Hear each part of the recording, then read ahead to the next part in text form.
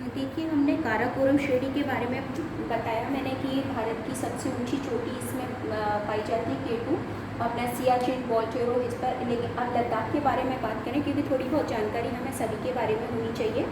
लद्दाख श्रेणी जो है ये भी जम्मू कश्मीर राज्य में लद्दाख प्रदेश में है, और ये काराकोरम के दक्षिण में, ये हिस्सा उत्तर है तो ये इसके दक्षिण में, काराकोरम के दक्षिण में स्थित है। हिमालय का भाग है, और जो कि कितनी लंबाई में फैली हुई है। अगर मैं पश्चिम, इधर पश्चिम की बात करें और ये पूर्व, तो ये पश्चिम से पूर्व में लद्दाख श्रेणी की बात करें तो पश्चिम से पूर्व की ओर ये तकरीबन 300 किलोमीटर के एरिया में फैली हुई है। ठीक है, इसकी कुल आपकी लंबाई भी बता दी कि कहाँ से कहाँ तक फैली हुई है। ज़्यादातर इसमें बंजर चट्टान है। यहाँ तो ग्लेशियर है, बर्फ़ है, तो भी वनस्पति नहीं पाई जाएगी, और यहाँ जो चट्टान है वो भी बंजर हैं, तो यहाँ पे भी वनस्पति का अभाव ही पाया जाएगा, बहुत कम वृक्ष पाए जाते हैं। फेमस अगर किसी के लिए बात करें तो आपने सुने ना, तिब्बत के बौद्ध अनुयायी, जो बौद्ध धर्म के लोग हैं, जो बौद्ध लामाज हैं, वो जो किस प्रजाति से संबंधित है, मंगोल। तो मंगोल प्रजाति के लोग वो इसी लद्दाख श्रेणी पे पाए जाते हैं। तो लद्दाख वाला क्षेत्र आपको पता ही है कि दलाई लामा बौद्धों के लिए जाना जाता है, और वो किस प्रजाति से संबंधित है, मंगोल प्रजाति से संबंधित है।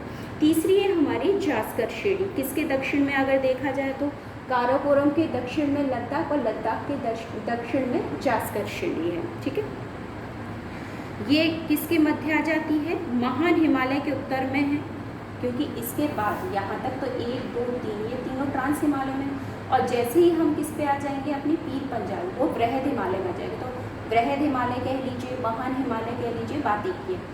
इनके उत्तर में, इसके उत्तर कह लीजिए कौन सी श्रेणी आती है, हमारी जास्कर श्रेणी आती है। और ये जास्कर श्रेणी जो है ये सिंधु नदी की घाटी जो है लद्दाख एवं जास्कर श्रेणियों के मध्य है, और भारत का सबसे ठंडा स्थान, अगर जीके की बात करूं, जास्कर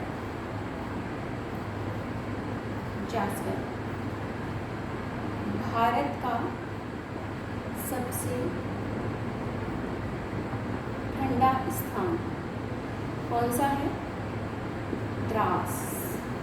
जीके का क्वेश्चन, वो भी किस में पड़ता है, हमारे जास्कर श्रेणी में पड़ता है। तो ये आपका जीके का क्वेश्चन भी कंप्लीट हो गया, इसी श्रेणी में पड़ता है।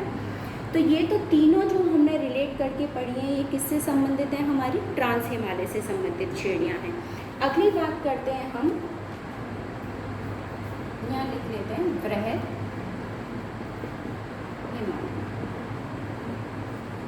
4 भागों 5 में बांटा था ना, ट्रांस हिमालय, बृहद हिमालय, मध्य हिमालय या लघु हिमालय, शिवालिक हिमालय और उत्तर पूर्वी हिमालय। तो अगला टॉपिक हमारा जो है वो है हमारा बृहद हिमालय। बृहद हिमालय कह लीजिए, या इसको महान हिमालय के नाम से एक ही बात है, बृहद हिमालय। ज़्यादातर ये जो क्षेत्र है इसको हिमाद्री क्षेत्र भी कहते हैं। हिमाद्री मतलब ऐसा क्षेत्र जो साल भर बर्फ से ढका रहता है, इतना ऊंचा है कि यहाँ बर्फ पड़ती रहती है। विस्तार की बात करें, सिंधु नदी के गौड़ से लेकर अरुणाचल में नामचा गढ़वा पर्वत तक, कहाँ से कहाँ तक है, सिंधु नदी के गौड़। ये जीके का भी क्वेश्चन है, सिंधु नदी किस में होके बहती है, गौड़ में होके बहती है। ठीक है, सिंधु नदी के गौड़ से अरुणाचल प्रदेश की नामचा गढ़वा पर्वत श्रेणी तक। ठीक है, कहाँ से कहाँ तक विस्तार है, सिंधु नदी के घाट से लेके अरुणाचल के नामचा गढ़वा तक ये फैली हुई है, पर्वत तक। हिमालय की ये जो संरचना है समानांतर वलय श्रेणियाँ हैं, जिसमें बृहद हिमालय सबसे पुरानी श्रेणी है। अगर इसकी बृहद हिमालय और लघु हिमालय से बात करें तो जो ये बृहद हिमालय में कौन सा हिस्सा आ जाएगा, मैंने आपको कहा था 3 श्रेणियाँ तो निकाल ही दीजिए, काराकोरम, लद्दाख और जास्कर, ये तो आपकी ट्रांस हिमालय में आ गई थी। लेकिन उसके बाद आ जाती है अपनी पीर पंजाल और धौलाधर। तो पीर पंजाल वाली जो क्षेत्र है हमारा, ठीक है, वो इसमें हम सम्मिलित करेंगे, लेकिन फिलहाल हम इसके बारे में और थोड़ी थोड़ी जानकारी ले लेते हैं, फिर बताएंगे कहाँ से कहाँ तक है। इसकी बात करें तो बृहद हिमालय और लघु हिमालय, ये वाला हिस्सा बृहद हिमालय और ये हिस्सा लघु हिमालय, जो ये आपका जास्कर वाला आ जाएगा, ये लघु हिमालय में आ जाएगा। ये हिस्सा जो है पीर पंजाल, ये हमारा बृहद। इन दोनों के बीच में, जैसे मैंने इन दोनों के बीच में ITLZ जोन बताया था, ऐसे ही इन दोनों के बीच में भी पाए जाते हैं MCT, मेन सेंट्रल थ्रस्ट, जो कि बृहद हिमालय को लघु हिमालय से अलग करने का काम करता है। अगर इस क्षेत्र की औसत ऊंचाई की बात करूं, औसत ऊंचाई, ऊंचा क्षेत्र है तो 6100 मीटर, ठीक है, औसत ऊंचाई 6100 मीटर पाई जाती है। और विश्व की सबसे ऊंची चोटी भी इसी पर्वत श्रृंखला में पाई जाती है। अगर बात करें बृहद हिमालय में सबसे ऊंची चोटियों की, तो देखो माउंट एवरेस्ट है, अपनी कंचनजंगा है, सबसे पहले बात कर लेते हैं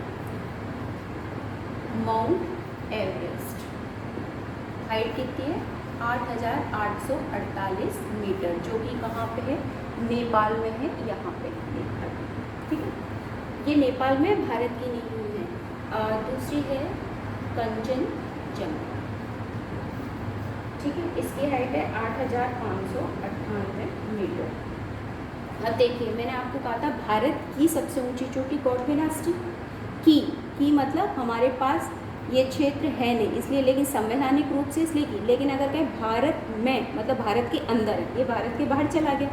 भारत के अंदर बात करें, भारत की सबसे ऊंची चोटी तो हो जाएगी कंचनजंगा की, और मैं का मतलब होता है अंदर, तो अंदर तो कंचनजंगा आ रही है, तो भारत में सबसे ऊंची चोटी 8598 मीटर, वो हमारी हो जाएगी कंचनजंगा। इसके अलावा मकालू है, धौलागिरी है, नंगा पर्वत है, ये सारी हमारी इसी में आ जाएंगे। अन्नपूर्णा, नंदा देवी, नामचावारमा, केदारनाथ, ये सारी चोटियाँ हैं। इनकी चोटियों की आपको लेंथ वगैरह लास्ट में दे देंगे निकाल के, ठीक है। हिमालय जो है माउंट एवरेस्ट, ये नेपाल और तिब्बत की सीमा में पड़ता है अपना। विश्व का सबसे ऊंचा पर्वत है गॉडगिनास्टी, में आपको बताई चुकी है, भारत का सबसे ऊंचा पता है, सिक्किम और नेपाल की सीमा पे है। बृहद हिमालय के पूर्वी भाग में, ये बृहद हिमालय है और इसका ये पूर्वी भाग में पश्चिम की अपेक्षा अधिक बर्फ पाई जाती है। पूर्व में क्यों? क्योंकि यहाँ पर्वत श्रेणियाँ ऊंची नहीं, ऊंचाई इस तरफ है, ऐसे ऊंची, तो ऊंची अधिक होंगी। जैसे जैसे हाइट ऊपर जाते हैं तो टेम्परेचर माइनस में जाता है, माइनस में जाने का जो बारिश होती है वो बर्फ़ के रूप में होती है, तो इस वजह से वहाँ बर्फीली चीज़ें ही पाई जाएंगी ढकी हुई।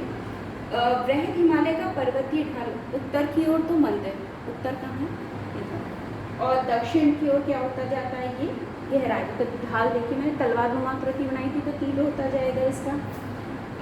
इंडो ऑस्ट्रेलियन प्लेट द्वारा इसका विसारी बल के कारण भी ये कारण रहा है। बृहद हिमालय के मध्यवर्ती भाग से गंगा, यमुना और उसकी सहायक नदियाँ निकलती हैं और इस पर्वत श्रेणी को काट के इस क्षेत्र में आके नदियों का विस्तार करती है। देखिए, अगर हम बात करें यहाँ पीर पंजाल से, तो यहाँ गंगोत्री से गंगा निकलती है, यमुनोत्री से यमुना निकलती है, यहाँ से काली तिस्ता है, रामगंगा, बाणगंगा, जो मुख्य नदियाँ हैं वो तकरीबन इन्हीं क्षेत्रों से निकलती हैं, ग्लेशियर से। तो इस वजह से इन क्षेत्रों को कहें तो नदियों का प्रवाह क्षेत्र, नदी उद्गम क्षेत्र भी कह सकते हैं। तो ये तो हो गया हमारा बृहद हिमालय। अब इसमें पीर पंजाल श्रेणी के बारे में बात करें, तो पीर पंजाल श्रेणी की अगर बात करें तो ये जम्मू को कश्मीर घाटी से अलग करता है, दोनों को अलग करने का काम करता है। इसके कुछ जो शिखर हैं 10,000 फुट से भी अधिक ऊंचे हैं, और जो जवाहर सुरंग है, भारत की सबसे लंबी सुरंग, मैं इसे साफ कर रही हूँ,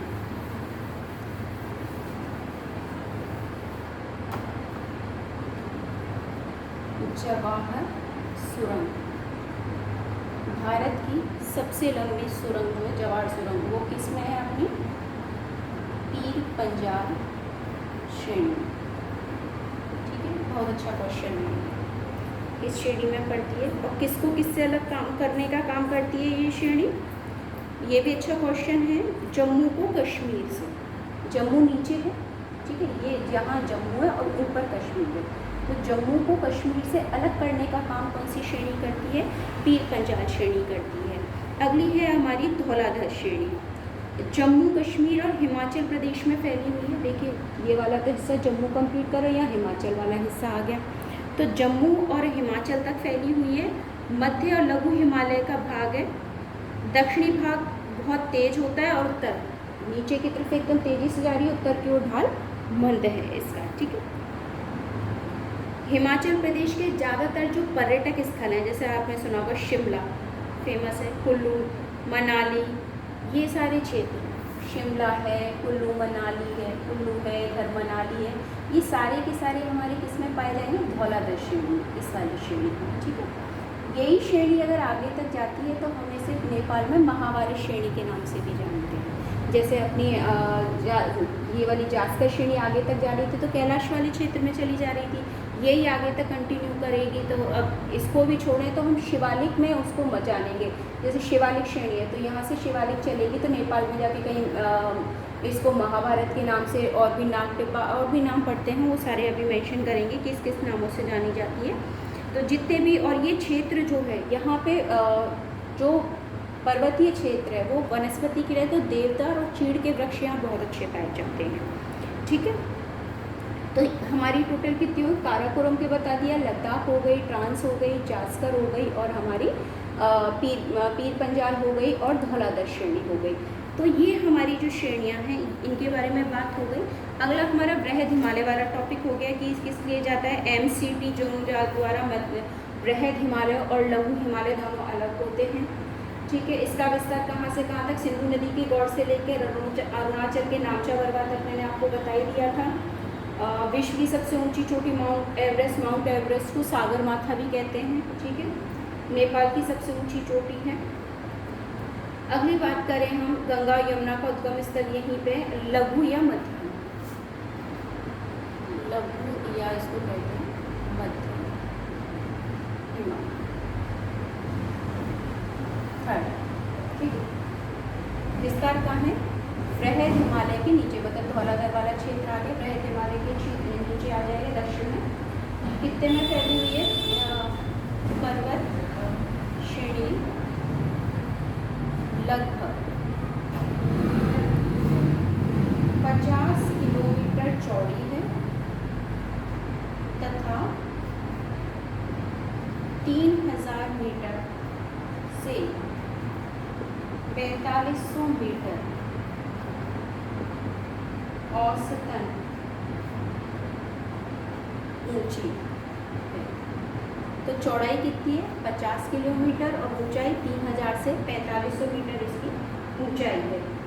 इसके अगर उत्तर की बात करें, उत्तर में मतलब बृहद हिमालय और लघु हिमालय को अलग करने वाला संचार जोन कौन सा था?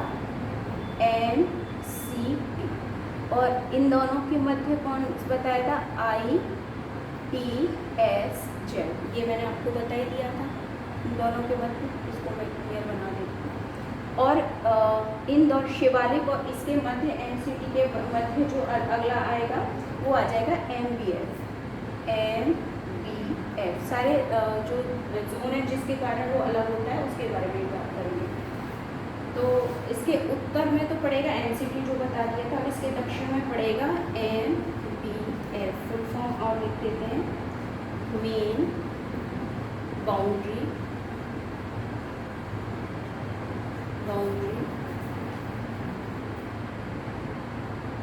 फॉर्म,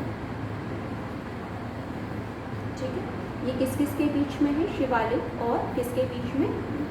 मध्य हिमालय के बीच में पाई जाती है। अगर देखा जाए तो दक्षिण में बृहद और लघु हिमालय के मध्य में कश्मीर घाटी, लाहौल स्पीति, कुल्लू, कांगड़ा घाटियाँ आ जाती है। ये पूरा ऐसा है, हिमाचल वाला ये हिस्सा इसमें आ जाता है, कांगड़ा घाटी वाला, जिसमें आपकी वैष्णो देवी वाला हिस्सा जो आता है, नैना देवी, ज्वाला देवी, नगरकोट देवी, वो कांगड़ा घाटी वाला हिस्सा आता है इसमें, ठीक है।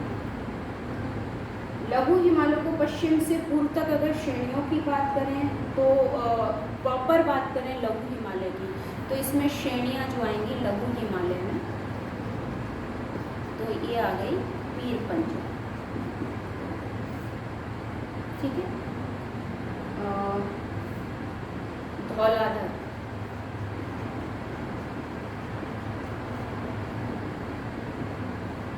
ये इसमें, ठीक है।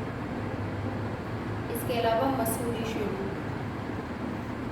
देहरादून से ऊपर 32 किलोमीटर ऊपर है मसूरी श्रेणी। महाभारत श्रेणी मैंने अभी नाम दिया था, महाभारत श्रेणी मैंने कहा था ना, इसको हम आगे तक ले जाएंगे तो महाभारत के नाम से कहलाएगी। तो इसमें लघु हिमालय के अंदर 4 श्रेणियाँ आएंगी, पीर पंजाल, धौलाधर, मसूरी। और पीर पंजाल की मैंने आपको पूरी इन्फॉर्मेशन दे दी, धौलाधर की मैंने आपको इन्फॉर्मेशन दे दी थी। तो पीर पंजाल ये मध्य हिमालय की सबसे लंबी श्रेणी है, मध्य हिमालय की सबसे लंबी श्रेणी। देखिए कहाँ से शुरू है, यहाँ से, ठीक है, सबसे लंबी श्रेणी है। ये धौलाधर पड़ती है हमारी हिमाचल में, ठीक है। मसूरी अपना हिस्सा आ गया उत्तराखंड में, और महाभारत मैंने आपको पहले ही कहा था नेपाल वाले क्षेत्र, ठीक है। धौलाधर और पीर पंजाल के दक्षिण में ज़्यादातर पर्वतीय क्षेत्र हैं। लघु हिमालय के ढाल पे छोटे छोटे घास के मैदान पाए जाते हैं, ठीक है, जिन्हें कश्मीर में मर्ग जैसे सोनमर्ग है, गुलमर्ग है, और उत्तराखंड में बुग्याल और प्यार कहते हैं, ठीक है। जैसे पीर पंजाल वाला क्षेत्र आ गया, तो ये तो अपना यहाँ आ जाएगा हिमाचल और जम्मू कश्मीर वाले। तो यहाँ जो छोटे छोटे घास के मैदान होंगे, उनके जिसके पीछे आपको मर्ग लिखा दिख जाए तो समझ चाहिए ऐसे क्षेत्र में घास के मैदान है और घास का क्षेत्र है, बहुत ही खूबसूरत। जैसे सोनमर्ग, गुलमर्ग कश्मीर की सबसे बहुत ही बेहद खूबसूरत जगहों में से पाई जाती है। और उत्तराखंड वाले हिस्से में, इस वाले हिस्से में इसे पग्यार या बुग्याल के नाम से जाना जाता है, ठीक है। घास के ढालनुमा जो क्षेत्र होते हैं उनको पग्याल या बुग्याल के नाम से जाना जाता है। प्यार या प्यार भी कहते हैं कई जगह इसको उत्तराखंड में, ठीक है।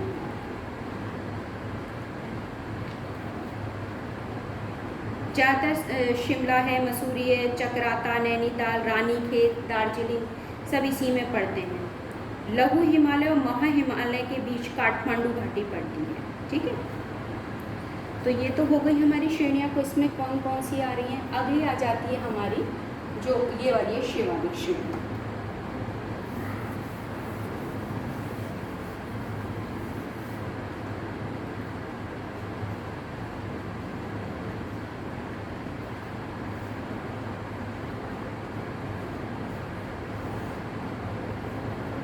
शिवालिक श्रेणी के बारे में हम बात करेंगे। तो शिवालिक श्रेणी के लिए मैंने पहले भी कहा था कि ये सबसे नवीनतम पर्वत श्रेणी, अगर हिमालय की बात करें सबसे नवीनतम पर्वत श्रेणी किसे कहा जाएगा, हमारी शिवालिक पर्वत श्रेणी को, जो कि सबसे नवीनतम है, दक्षिण में स्थित है। हिमालय से निकलने वाली जो नदियों द्वारा जो अवसाद लाए गए थे, उनके निक्षेप से और उनमें जो गलन पड़ा, उसके कारण इस पर्वत श्रेणी का निर्माण हुआ है। अगर औसत ऊंचाई की बात करूं, इसकी औसत ऊंचाई 600 से 1500 मीटर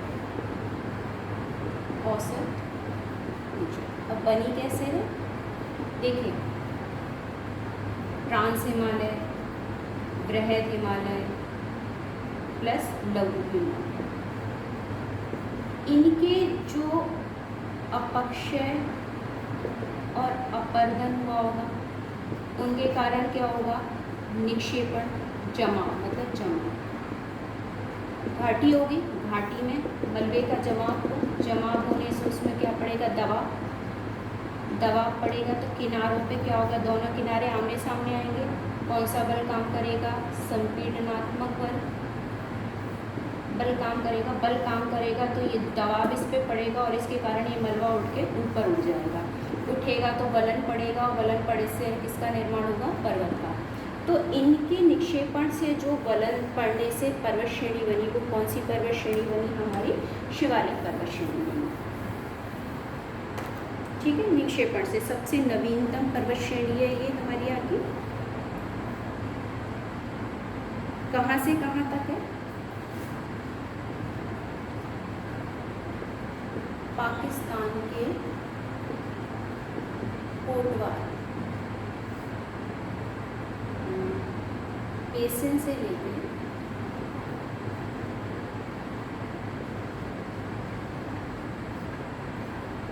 असम है, मैंने दिहांग बताया था ना, असम दिहांग ये फैली हुई है। शिवालिक लघु हिमालय के बीच कई जगह समतल संरचना बनाती है, जैसे पश्चिम में जिसे कहते हैं, पश्चिम में तो कहते हैं हम इसे दून, जैसे देहरादून, ठीक है। और पूर्व में हम इसे कहते हैं द्वार, जिसके पीछे आपको द्वार दिख जाए वो पूर्व की बात कर रहे हैं, और पश्चिम में दून जिसके पीछे दिख जाए जैसे हरिद्वार घाटी निचले क्षेत्रों में आते कहा जाता है। शिवालिक के निचले भागों को, निचले भाग जैसे पर्वत और उसका नीचे वाले हिस्से हैं तो इसको हम तराई कहते हैं। निचले भागों को क्या कहते हैं? तराई। इसका मतलब ऊपर का भाग हो जाएगा भाग। तराई भी ये दलदली होता है, दलदली होगा तो पानी अच्छा होगा, मिट्टी भी होगी तो इसका मतलब वनस्पति भी बहुत अच्छी होगी इस क्षेत्र में, वनस्पति अच्छा मिलेगा। ये HFF फिर से आ गया, HFF इसको कहेंगे हम हिमालयन फ्रंटल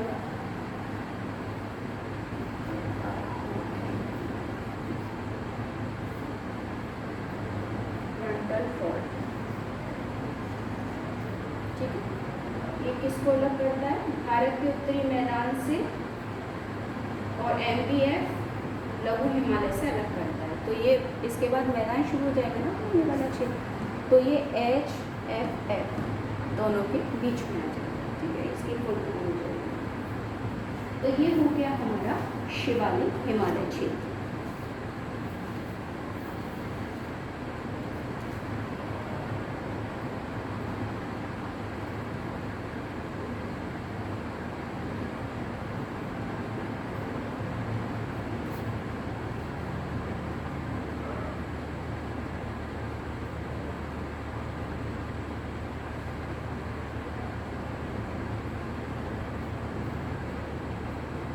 देखिए इसकी कुछ चीज़ें और आपको मेंशन कर दूँ।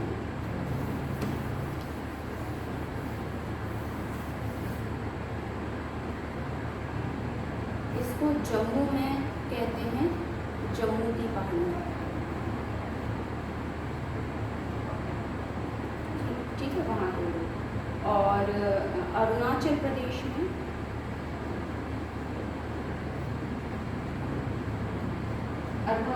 में अलग अलग नाम है, दाफला, मिरी, अबोर, निशनी, ये पहाड़ियों के नाम से इन्हें जाना जाता है। बनी थी मध्य मायोसीन से निम्न प्लीस्टोसीन काल तक में इनका निर्माण माया बन रहा है। इसमें बालू, कंकड़ तथा संपीड़नात्मक शैल की मोटी परतें पाई जाती हैं।